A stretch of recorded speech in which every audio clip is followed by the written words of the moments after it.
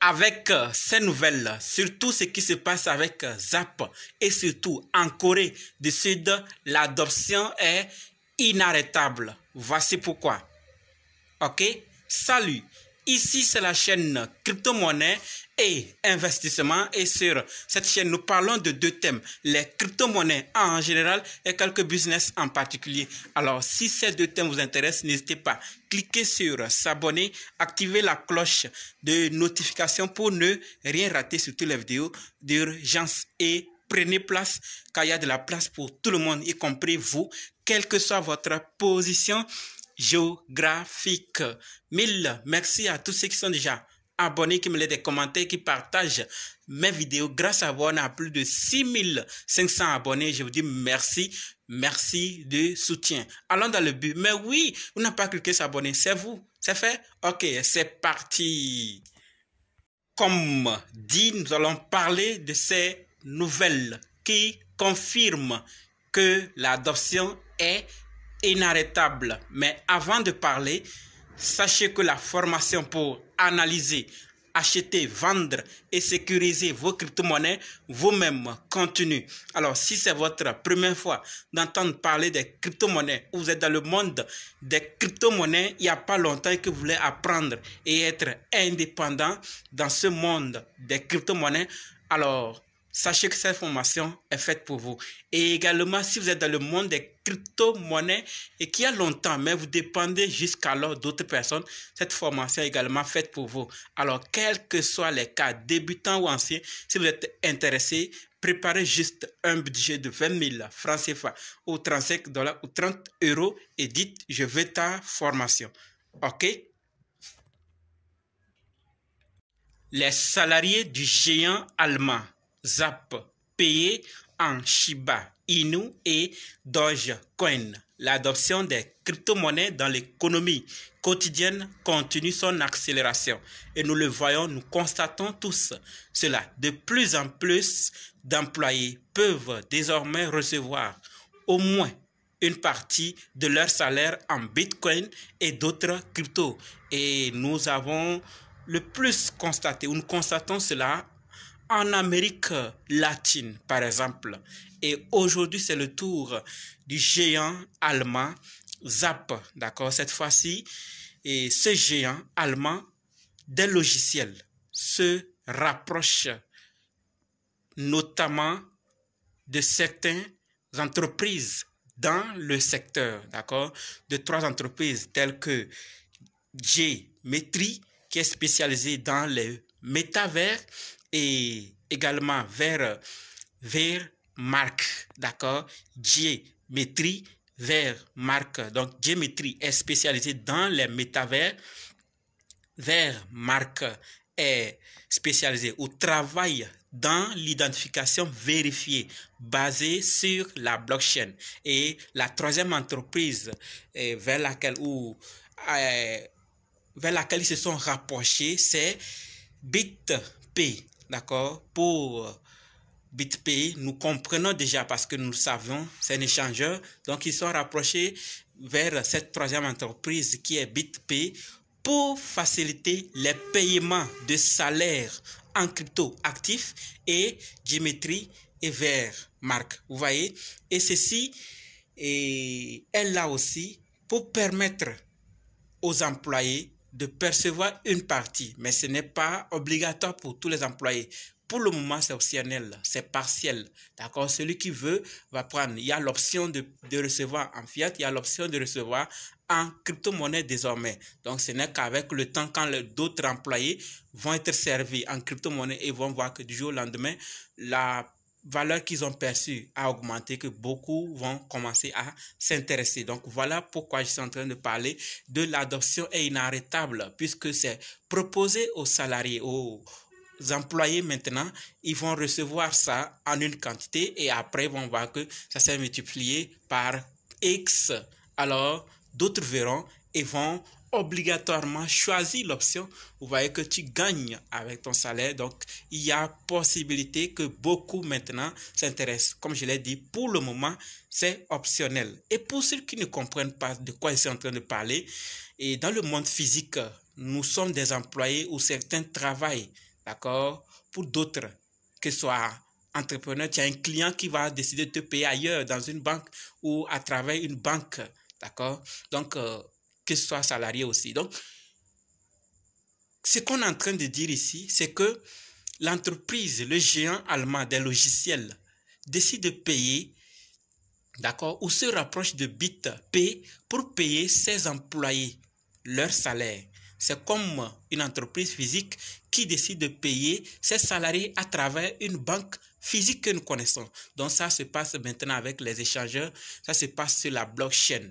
Vous voyez, donc deuxième option, et là, vous savez que quand les gens vont voir que vraiment c'est porteur, ils vont intégrer. Mais les banques aussi vont faire eux aussi de leur part, vous voyez, pour venir, pour faire leur part du gâteau. Mais comment? Puisque actuellement, il y a une autre entreprise telle que Nuri, d'accord, une néobanque allemande. Nous sommes en train de parler du géant Zap allemand et voilà Nuri, une néobanque, d'accord, en redressement judiciaire et faute d'acquéreur. La crypto néobanque allemande Nuri ex-Bitwala met la clé sous la porte. Elle invite ses clients à retirer leur crypto-monnaie. Ceci dit, si vous utilisez cette néobanque, c'est-à-dire elle est au milieu entre banque et la cryptosphère, vous voyez, donc c'est de ça qu'ils sont en train de parler. Au moment où des entreprises sont en train de passer par les échangeurs ou par la blockchain, vous voyez, et puisqu'il y avait les banques, maintenant ils passent aussi par la blockchain, certains banques qui étaient entre la blockchain et les banques sont aussi en train ou sont en plein problème. Qu'est-ce qui se passe?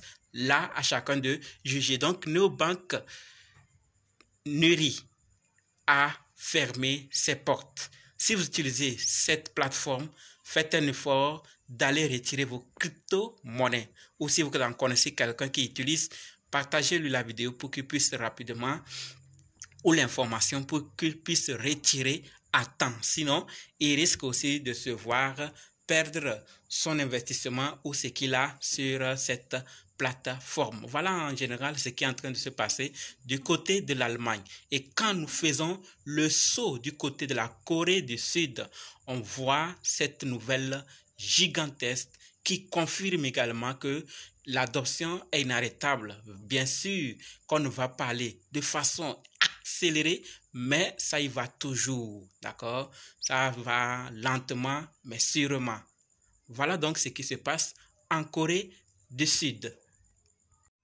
Identité décentralisée. Donc la Corée du Sud mise tout sur la blockchain. Nous voyons que les autres tapent fort, ils vont très loin. L'identité numérique, identité décentralisée. Donc l'identification pour les smartphones basés sur la blockchain devient évidente dans une société où les paiements en ligne sont très courants.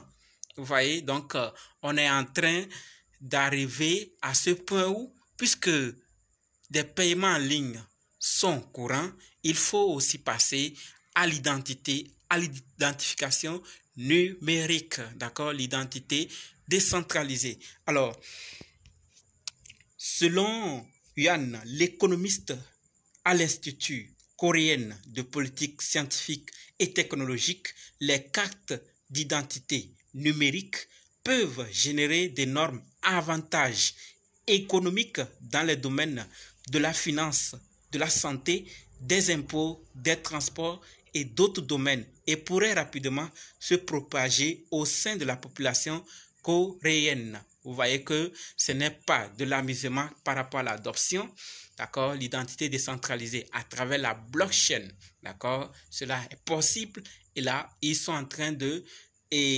s'aventurer vers là. D'ailleurs, pour ceux qui ne le savent pas, selon le classement des pays, en fonction de l'enthousiasme et de la capacité à appliquer la technologie dans la vie quotidienne et dans les affaires pour la population et pour le gouvernement, la Corée du Sud occupe la première place. C'est-à-dire, lorsqu'il y a une nouvelle technologie, ils sont les premiers, d'accord, à vouloir mettre cette technologie au sein des entreprises, au sein de la population et dans tout le pays dans son ensemble.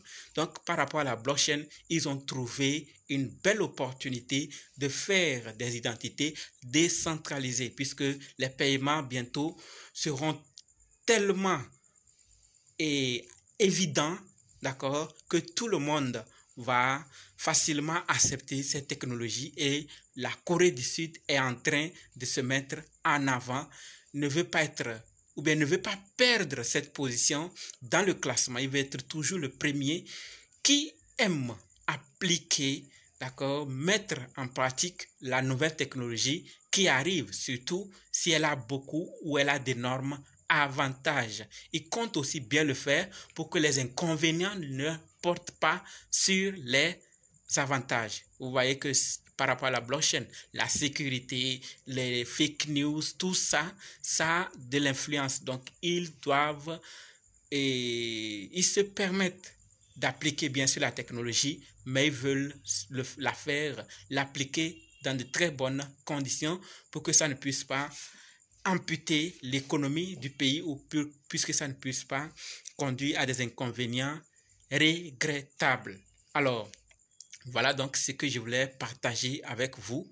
Vous voyez, vous-même, dites-moi dans les commentaires qu'est-ce que vous pensez. Les salariés qui sont payés maintenant et les banques, d'accord, les néobanques, crypto-néobanques qui sont en train de souffrir un peu. Vous voyez que les banques aussi ne vont pas laisser tout ça se passer facilement. Vous voyez, donc ceux qui sont aussi au milieu seront menacés. Alors, qu'est-ce qui se passe et qu'est-ce que vous pensez de cette adoption des crypto-monnaies? L'identité décentralisée et autres. Nous avons déjà parlé et nous en parlerons encore des nouvelles concernant l'adoption ou les mauvaises nouvelles. Et pour terminer, Binance est accusé de vouloir éviter les régulateurs américains. D'accord? Binance est accusé de vouloir garder les régulateurs à distance, américains surtout. D'accord? Et la cause, c'est que Binance aurait créé un exchange US, Binance US, pour éloigner les régulateurs de la plateforme principale, Binance même. Vous voyez qu'il y a Binance US, il y a Binance. Vous voyez, donc selon eux, d'accord, selon eux, Binance, d'accord, il s'agit de qui? Hurter, d'accord, Hurter pense que Zhao a une partie ou détiendrait le contrôle de Binance US, c'est-à-dire il détient le contrôle et fait de Binance US une filiale. Vous voyez, donc c'est ce qu'ils pensent par rapport à Binance US et actuellement ils sont en train d'accuser Binance de vouloir éviter les régulateurs américains. Toutes ces nouvelles également sont importantes à en savoir. Alors dites-moi dans les commentaires qu'est-ce que vous pensez de cela. Et on se donne rendez-vous dans d'autres vidéos et dans les commentaires. N'oubliez surtout pas de rejoindre Telegram, WhatsApp, Facebook, TikTok et d'autres réseaux. Les liens sont dans la description et par rapport à la formation, contactez-moi pour qu'on puisse commencer. Merci.